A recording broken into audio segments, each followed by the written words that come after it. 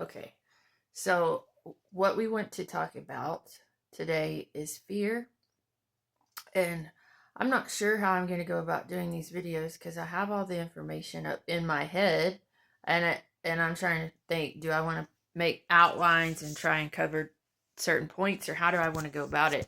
My thoughts this morning were about, um, how they used to have, um, there, there used to be church groups that were focused on overcoming addictions and things like that, and everybody would get up and they would kind of tell about their testimony and how they overcame that, and the blessings in their life because of doing that. And part of the process was sharing their story.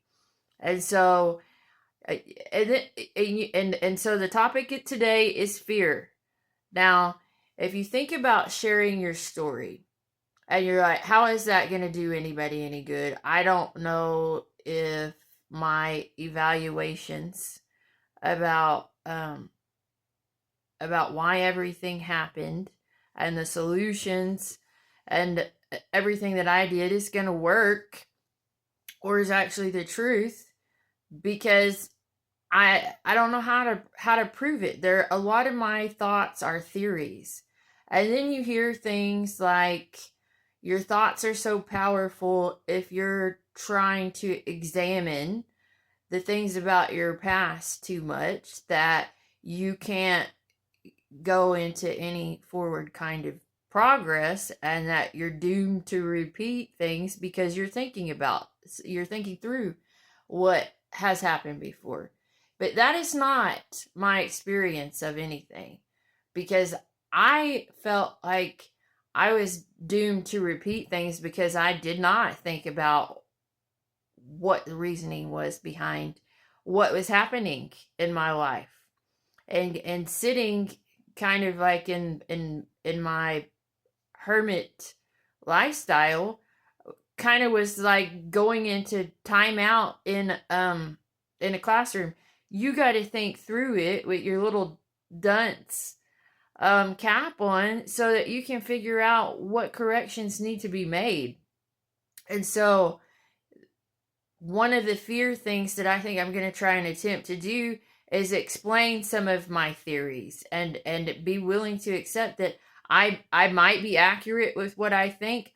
I don't really know, but these are my theories and they have helped me to make changes in my life.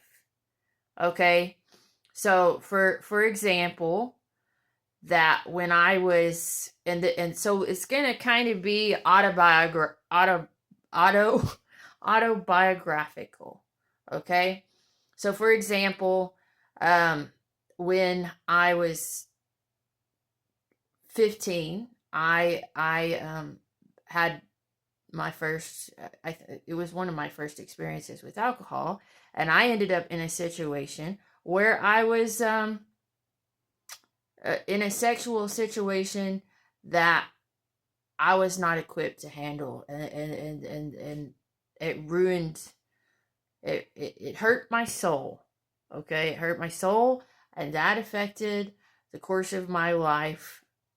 After that, there were 3 boys who had sex with me when I had been mostly unconscious. It was in and out, but yes.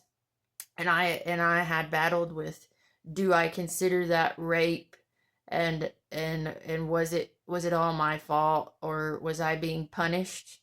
And was I I felt like it's difficult to get into the explanations of all that, but there were so many things that snowballed on me after that. And I'll still cry about it, but I had to go back and analyze that, and I came to the conclusion, and what it kind of helped me to gain some power. I like the word power. Power is a word I like to use, that you actually feel like you can do something about your situation. I know there's other ways to imagine power, but if you feel helpless, that's like you feel like there's nothing you can do about things. So my analysis was that happened in a way to incorporate love into the idea, was that it happened to let me know that on the external side of things, when you ingest a poison, which causes loss of brain functioning, a loss and an escape from self, and numbing your feelings, and trying to think of that as a fun time, that is a form of rape. So you sort of have raped yourself by engaging in those kinds of things, and there are many things in our lives which could be considered rape of ourselves, and those are the things that we need to try and correct, because I'm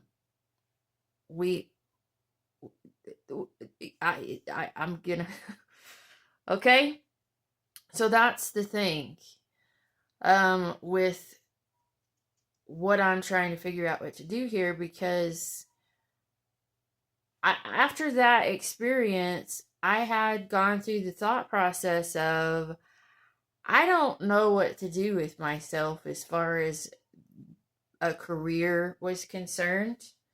And I kind of considered myself like damaged goods, I guess, and that the best approach for me to get into a career was to think about using my difficulties in life to help other people, to prevent those kinds of things to happening to other women or men. And so how can I do that now, is without thinking of it as being that I have to be sitting in a counseling office to make that move. What could I do? I can share about what I think and how I've gained strength through it all, and I can share about the things that scare me now, and why I choose to, what I can choose to overcome fear. And so don't let yourself think that just because you have thoughts and you dwell on things, that causes you to have to repeat events, because that's not the truth. I've been thinking about that one a lot lately. So I like the example of Abraham. Was it? I think it's Abraham. I always just take those stories and try and look for comparisons in my own life. But so Abraham was ready to sacrifice Isaac, and that did not happen. And then it was said that later on, that is the reason why Jesus got sacrificed, because he said yes, and then God let him off the hook, basically. And so it was said yes again later on. And so you think about that, and if I try and compare that to my own life, there's always been repeats of, I was put in this circumstance as a child, and I'm given another opportunity. It could be many years later, and it's sort of similar circumstances. And now am I going to say yes again?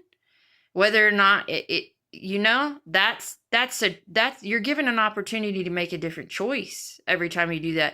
And if you didn't think it was good the first time, you can say no. If you recognize you're in the same type of circumstance the second time it comes back around, and you can't really be consciously aware of that if you didn't think about the whole experience through the first time. And so Don't. That would be my recommendation for today. Don't be scared of your own thoughts, thinking that your thoughts are the part that is reproducing a scary circumstance to come back around, because that's not it. That scary circumstance disappears if you've learned from it, and you can make a better decision the next time, and then it kind of like it falls off of you, and you never have to repeat that again. Because there is I got one example. I got several examples, but there's always going to be, first of all, there's always going to be the part of it where you have to be able to see that what you're doing is part of the reason why external things happen. And I do agree that it depends on, a lot of it depends on where your heart and your soul is in alignment with when it comes to good things happening. Because you can do things that other people tell you are the good way to go, and that might not work for you, because you have to believe that it's good, and you have to base your decisions on that. And if you know something is bad to do and you go along with it anyways, that's where things start to go downhill. But if you really believe what you're doing is right in your heart, things do get better. Things do get better, and you do get stronger. And so what I was going to say was, like, I never, after I had got raped and strangled for one of the times that things had gotten really, really, really bad, and that's an example of how things can keep getting worse.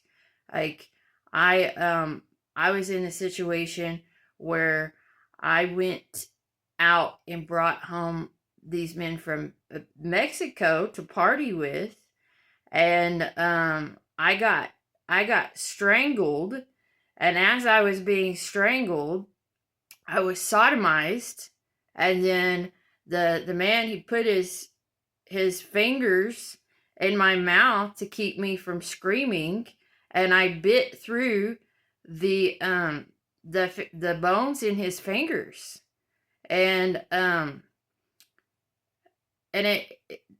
it was, I had the feeling, or I thought that I was gonna die, so I protected myself. But I guess I had to go through that experience, because I stood up for myself that time. I didn't keep taking it over and over and over again. And then I had to go back to Colorado a few times so that I could testify in court. And when I testified in court, I was also admitting to everything that I had done in that situation. And after that, there were no more rapes. And eventually I got sober, and it's been continually getting better, but you have to make a different decision every time. You have to do what's right for yourself.